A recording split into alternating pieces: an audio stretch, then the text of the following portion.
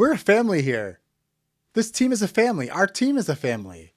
That is the biggest corporate red flag for me. When I hear we're a family, I know we're in trouble. Hi, welcome back to Built to Grow, the podcast where we get real about what it takes to evolve both personally and professionally. My name is Valdet Selimaj. I am your host. I'm also a coach, facilitator, and consultant, and founder of DevCore Consulting. You've heard it before. There's no I in team, but the truth that doesn't get talked enough about is that there's also no family in team. And that's a good thing. No, that's not just a good thing. It's a great thing. And in today's episode, I'm breaking down why calling your team is not only misleading, but it also damages culture, performance, and leads to negative mental health outcomes. We'll explore the difference between families and teams, what the benefit is of having clarity between those, what happens when leaders blur those lines, and most importantly, what does it take to actually build a cohesive team? Your team is not and should not be a family. So let's get into it. First, we have to just understand groups. So we think about a group is anything more than one person. So 2 people is considered a group. It's called a dyad. 3 people are considered a group, a triad, and so on and so forth, anything more than one. There are different types of groups, and every group has their own characteristics, has their own expectations, and has their own behaviors that are connected with it. So first, let's just talk about groups that we are part of. The first group we're going to talk about is also the first group that we are exposed to. That is family. So family can be defined as anyone who is related to you by blood, marriage, or adoption. This is the first group that we're exposed to. This is the group that creates context of how we experience the world. It shapes our sense of belonging, culture, values, social norms, expected social behaviors, language, self-perception, self-esteem. All these things are influenced by this first group, family. Now, it's worth noting that family is associated with life satisfaction. So healthy family dynamics can contribute to positive life satisfaction. And there are some families that have unhealthy family dynamics that can lead to trauma, which can lead to negative mental health outcomes. The thing about family is that they are with us most of our lives. For the most part, there are exceptions, of course. I know LGBTQ plus people like myself often struggle with family dynamics. So there's a concept of chosen family. But generally speaking, for this group, we're talking about blood relatives, adoption, or marriage, any type of relation like that is family. And they're with you generally your entire life, every season. So that is family. Another group that we're talking about are teams. And a team is a group that is defined by their purpose. So a team exists to achieve a goal, to get results, and to complete tasks. They come together for that and that only. Now that's different than a family because the team, their whole purpose is to get something done, which is different than a family. Now keep in mind, a family can be a team because sometimes, maybe families work together, have their own business, or they have a crisis. So everyone has to play a part or achieve a goal. So that is part of it. A family can be a team, but the problem isn't with teams. It's how we mislabel them and the environment that we try to create. So why do leaders and organizations use the term family or the label family for a team? Well, because they're trying to inspire belonging, buy-in, connectedness, authenticity. They say, bring your full self to work. It's a well-intentioned concept, but we know what they say about good intentions, right? The road to hell is paved with good intentions. When we say things like bring yourself to work, it's misguided. The intention is good, but it's a misguided push. Here's why it fails. When we label a team as a family, it blurs the boundaries between what it means to be a team and what it means to be a family. And sometimes people will overlay family dynamics onto team dynamics. That creates confusion. It pressures people to sacrifice things for their family, like they will come in early, work through lunch, they'll stay late, because they'll feel this sense of pressure for the family. But that leads to burnout. It leads to poor mental health outcomes, and it creates a lot of mistrust and distrust on the team. And the real talk, remember I said earlier, your families are with you for a lifetime. Work can replace you in a heartbeat. Family can't. Think about that. Work can write you up, put you on a performance improvement plan, terminate you. Family doesn't do that. You may fight, you may not get along, but they don't fire you. So that's the thing we have to remember. And when we have the belief that the team is a family, but then you experience sanctions like termination, that hits very differently if you looked at them as a family. Here's what leaders and organizations are actually trying to do. Again, A for effort. What they're trying to do is create a cohesive team, but they use the family relationship as a tool or a reference point to bring people together, to get people to work together. But here's a couple things about that. One, families, like I said earlier, can be a point of trauma for some people. And so some people may come to work and this family ideology is forced upon them. It feels disingenuous. It feels fake. And it creates pressure to perform in a way that people don't want to. And we have to recognize that. But again, what people are trying to do is create a cohesive team. And so I want to introduce to you, how do we do that? What do teams actually need? Teams do not need to be called a family. Do not call your team a family. What teams need is to be a cohesive team. And we're going to use Patrick Lencioni's book, The 5 Dysfunctions of a Team, as our anchor for this, because this is actually what teams are trying to create, are these 5 behaviors. The book is The 5 Dysfunctions of a Team. I am certified in the training, the 5 behaviors of a cohesive team, which I'll walk through just a little bit. Leaders and teams are trying to do is build these 5 behaviors. The first one is trust, vulnerable-based trust, that human-to-human connection, building authentic relationships, practicing empathy, social awareness, but really connecting with somebody on that human level, your teammate, on a human level. That doesn't mean sharing your whole life story, because there are some things that are not appropriate for work, but it does mean where we can connect, we do connect. When we create that vulnerable-based trust, if we look at like a pyramid, and if you can also check out my blog, valdetselimaj.com, I'll have all of this there too. When we have vulnerable-based trust established, that leads to healthy conflict.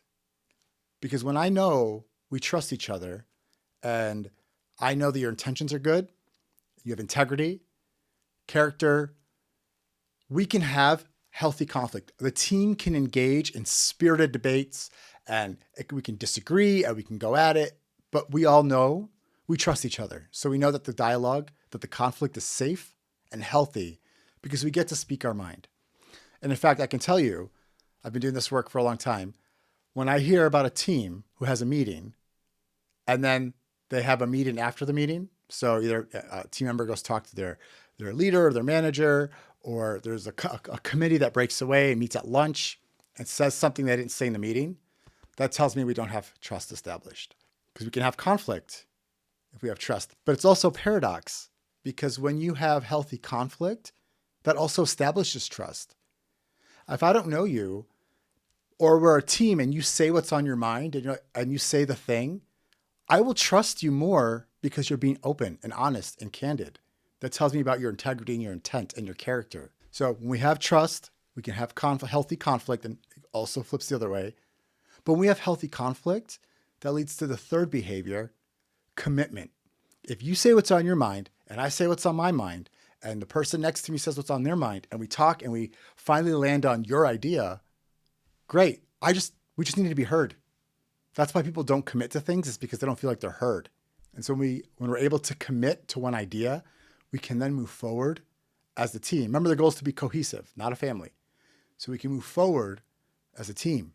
When we have commitment and we say, hey, team, we all said we're going to do this together, that's where the fourth behavior comes in, accountability.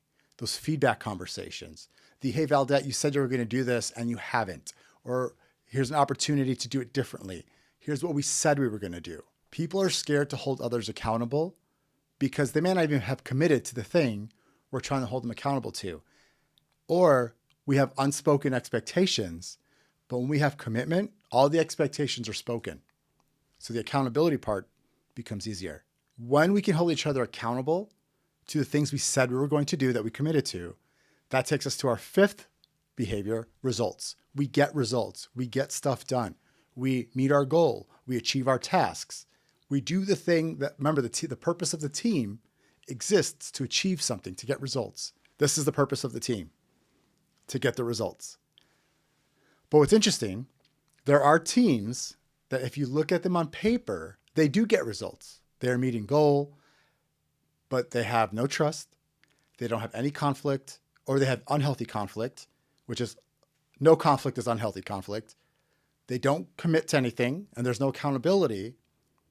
That is a team that gets stuff done, but is a miserable time and is not cohesive. And that is what people are trying to solve for when they say we're families, to create that cohesion. We're not a family, but if we create this clear context of these 5 behaviors, what do they look like? What are the expectations? How do we show up for each other as a team? And we set the clarity that we are a team. We can be more cohesive because now we have clarity around our expectations and our role. When we try to put family into this, it does not contribute to the development of the team. It actually will stall the growth of the team because you're trying to overlay one group dynamics on top of another group. And that doesn't work. Here's why it doesn't work. Let me show you some examples of blurred boundaries that occur when you try to overlay 2 group dynamics into one. The first and foremost, it creates this pressure for an employee, a team member, you, to go above and beyond at the expense of your own personal life because it's a family. We're about a family, so we got to do it for the family. So people will come in late or come in early. They'll stay late. They'll work through lunch. They will take on extra projects. They will skip their own personal life events like children's recitals or a date. But that's called schedule creep. When your work life creeps into your personal life, we have an unhealthy dynamic happening. But people have this pressure because it's a family, to not disappoint, to achieve things for the family. And it actually forces people into to care that's not genuine. And it creates inauthentic relationships. It can even lead to damaging relationships that sometimes require repair and sometimes are above repair. And sometimes people will exit the relationship and they will exit the team. It's not because of the work. It's because of the culture, because they're trying to be a family when they don't want to be a family. Not everyone is connected to the work. Did you know that? Some people come to work, they're there just for the paycheck. And that's okay. We have to stop acting like it's not okay to just show up to work. A paycheck's a paycheck. If you're meeting expectations and you're meeting your goals, but trying to force family, especially for people, remember, who have had traumatic experiences with their own family, they don't want work to be family. They want work to be work. So we can't force that on people. And again, the reality is your families do not give you a performance review. They don't. They don't give you a performance review. They don't lay you off. They don't fire you. They don't suspend you. They don't give you a bonus. Maybe at Christmas sometimes, grandma, but that's why we have to treat a team as a team with some healthy behaviors. That's what we have to focus on. I also want to share with you, I am certified as a consultant and a facilitator of the 5 behaviors of a cohesive team, where teams can take an assessment that measures them on those 5 behaviors. They have data, feedback, scores, and then I work with them to raise those scores wherever they're low and then keep them high wherever they're high. So if you and your team are interested in learning more about going through the 5 behaviors of a cohesive team training, let me know. I will have my contact info. We can set up a call, talk about it. But it helps sometimes to have a third person who is seasoned and trained in this to help the team kind of work through some of these behaviors. But I also want to show you, how can you build a healthy team culture? Well, let me give you a couple of tips here. First and foremost, people don't want pizza parties. Yes, free food is nice, but that can't be your anchor if you are a leader or a business owner. The fun Office spaces are cool, but they're not what people really want. What people really want to have a cohesive team environment. They want clear expectations of what it means to be on the team in that role, what success looks like, what they can do, what they can't do. Clear expectations are so important. People also want fair compensation. People want to be paid fairly for the work that they do. And people also, they want low, unnecessary stress. They know that stress is part of it. People know that stress is part of any job, any career. But when we add unnecessary additional stress, it just takes away from the team dynamic. It takes away from the team health. It takes away from the camaraderie, and it leads to mistrust and distrust in you as the leader and as the business owner. And you also have to create boundaries. Boundaries are important. Look, when you look at evolutionary psychology, in human history, we survived as a species because we worked together as a team. So all the hunter-gatherers, there were people in the tribes and the villages that did the hunting, did the childcare, did the gathering of the berries, because they were working as a team. It was a team dynamic. But they weren't family. They were just, that was their relationship. So you have to create boundaries of where does work stop? Where does personal start? You can't blur them. And especially for professional relationships, you can have a genuine relationship with someone and you could bring yourself, your authentic self to work in many ways, but not every way. I know that goes against what a lot of people would tell you. You can't completely be authentic at work, but you can be as open as is appropriate for the relationship. Not only is like creating clear expectations and boundaries important, but also leaders and employees, team members, have to hold each other accountable to those expectations, to the role expectations, to the relationship expectations. Sometimes that means having a one-on-one, checking in, just giving feedback. Hey, this is what our relationship looks like. Hey, as a leader, maybe I can't go to the bar with you, right? That's not appropriate. But those are things that we want, that need to be had, conversations that need to be had with the group, with the team. I can't emphasize this. I know even though we're talking about professional relationships, but it doesn't mean you can't have a real relationship, a trusting, deep relationship. And there are some people who may become close friends or chosen family by working together. I'm not saying no to that. I mean, if you build a genuine connection with someone, then go for it. What I'm saying is don't impose it on the group. Don't impose a family dynamic on a team that may not want it. Let it. If it happens organically, great. So just to recap our episode together, remember, we don't want to aim for our team to be a family. We want to aim for our team to be a cohesive team that can build trust, engage in healthy conflict, gain commitment, hold each other accountable, and get results. This is what actually makes teams thrive.